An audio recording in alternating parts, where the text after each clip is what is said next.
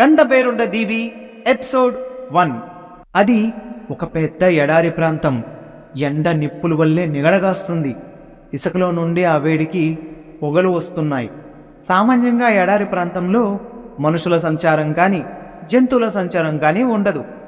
అటువంటిది ఈ రోజున 5 ఒంటెలు ఎదురువైపు నుండి వస్తున్నాయి. ఒంటెలపై 5 వ్యక్తులు కూర్చొని వాటిని నడుపుతున్నారు. ఈ 5 ఒంటెల నుండి 5 బలమైన తాళ్ళు వాటి వెనుక ఓ వ్యక్తి చేతులు కట్టబడి ఉన్నాయి. ఒంటెలు పోయే వేగానికి ఆ వ్యక్తి శరీరం వేడి వేడి ఇసుకకు రాచుకొని బట్టలంతా చిరిగి శరీరమంతా రక్తగాయాలతో నిండి దొర్లుకుంటూ వస్తున్నాడు. అతడు దీనంగా ఒంటెలు నడుస్తున్న వారిని చూస్తున్నాడు. వారు కొంచెం సేపు విశ్రాంతి తీసుకుంటే తన బాధ కొంచెమైనా తగ్గుతుందని ఆశ.